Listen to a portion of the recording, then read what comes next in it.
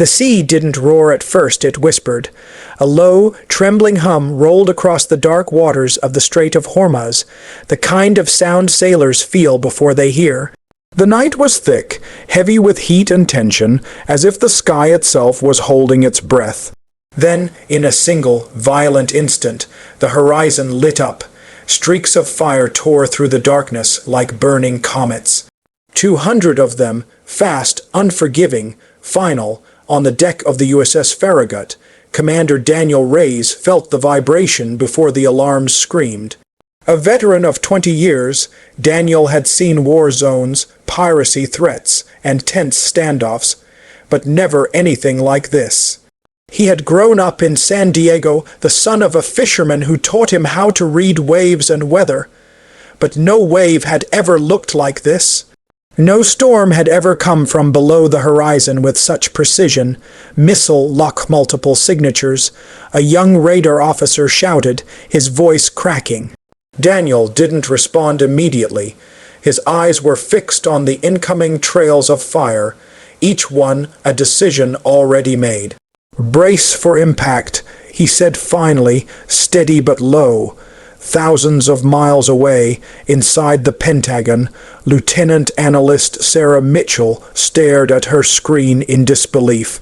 Just hours earlier, she had been reviewing routine naval movement logs, sipping lukewarm coffee, thinking about calling her mother back in Ohio. Now, red indicators were flooding her display faster than she could process. 200 confirmed launches, she whispered, barely audible even to herself. Sarah wasn't supposed to be here tonight. She had swapped shifts with a colleague who wanted to attend his daughter's recital. It was supposed to be quiet, predictable, safe. Instead, she was watching the unthinkable unfold in real time, her fingers frozen above the keyboard as protocols demanded action faster than human emotion could keep up. Back in the Strait, chaos had erupted. The first impact shattered the stillness with a deafening explosion that seemed to tear the night open. The USS Mason took a direct hit, flames bursting from its midsection as debris rained into the black water. The shockwave rippled outward, rocking nearby vessels violently. Daniel gripped the railing as the Farragut lurched beneath him. "Deploy countermeasures now," he barked, but even as defensive systems activated, it was clear. This was not a conventional strike. The missiles were fast, low, flying and eerily precise, College Far's anti-ship ballistic missiles designed specifically for this moment. Across the fleet, confusion turned into desperation. Communications crackled, voices overlapping, commands clashing with cries for help. Another destroyer, the USS Stetham, erupted in a fireball that painted the sea in shades of orange and red. And then came the silence, not complete silence, never that, but the kind that follows devastation, the kind that settles in the chest and refuses to leave. In Tehran, Farhad Kazmi stood alone in a dimly lit control room, staring at the screens displaying the aftermath. He was not a soldier, not officially. He was an engineer, a strategist, a man who had spent years designing systems meant to deter conflict, not ignite it. He remembered the day he first joined the program. He had believed in defense, in protecting his homeland from threats he had grown up hearing about. His father had lived through war, had told him stories of bombings and loss, of fear that never quite faded. Farhad had promised himself he would build something that ensured those stories never repeated. But now, as he watched the burning ships on the monitors, he felt something fracture inside him. "This wasn't supposed to happen like this," he murmured. No one answered. Back in Washington, the Pentagon was anything but composed. Phones rang endlessly, officials rushed through corridors, and screens flickered with incomplete information. The word paralyzed would later be used by the media, but in that moment it wasn't paralysis, it was overload. Too much data, too many consequences, too little time. Sarah finally moved. She began typing rapidly, pulling satellite feeds, referencing launch points, trying to make sense of the pattern. But her hands trembled. She wasn't just analyzing data anymore. She was watching lives disappear. 4 destroyers, we've lost 4. Someone said behind her.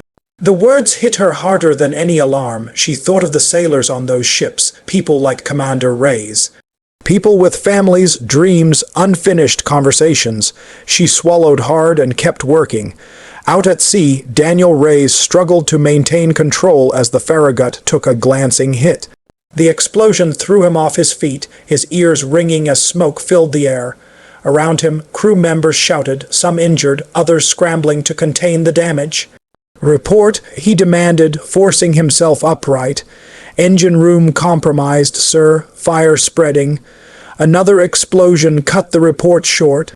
Daniel staggered toward the command center, his mind racing. This wasn't just an attack. It was a message. A demonstration, and they were caught in the middle of it. For a brief moment, he thought of his daughter, Sophia. She was 10 years old, obsessed with drawing oceans and ships. She had once asked him if the sea was ever scary. Only when people forget how to respect it. He had told her.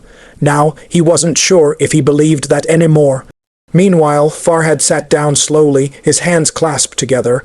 Around him, others celebrated quietly, exchanging nods, acknowledging what they saw as a strategic success. But Farhad couldn't celebrate. He saw the other side, the human cost hidden behind tactical language. He imagined the sailors, the chaos, the fear. He thought of his own son, barely 6 years old, who loved building toy boats in the bathtub. "What have I done?" he whispered. Hours passed. The fires on the water slowly dimmed, replaced by the cold, indifferent glow of dawn. Rescue operations began. Survivors pulled from the wreckage, some silent, others crying out for those who would never answer. Daniel Reyes sat on the damaged deck of the Farragut, his uniform stained, his body aching. He watched as helicopters hovered overhead, lowering rescue lines. They had survived, but at a cost he couldn't yet comprehend. In the Pentagon, Sarah finally leaned back in her chair, exhaustion overtaking adrenaline.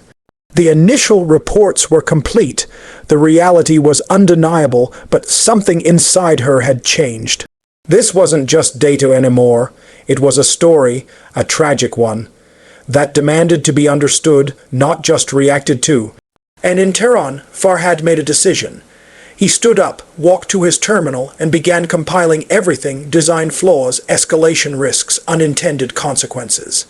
Not for his superiors, but for the future, because he realized something in that moment. Power without restraint doesn't protect, it destroys. As the world began to react, leaders speaking, analysts debating, headlines spreading, the people at the center of it all were left to carry the weight of what had happened. Daniel would return home one day, but he would never look at the ocean the same way. Sarah would continue her work, but with a deeper understanding of what each blinking light truly meant. And Farhad, he would spend the rest of his life trying to ensure that no one ever had to witness a night like that again. Because beneath the politics, beneath the strategy, beneath the fire and steel, there is always something more fragile at stake. Human lives, and once they're gone, no victory can ever truly replace them.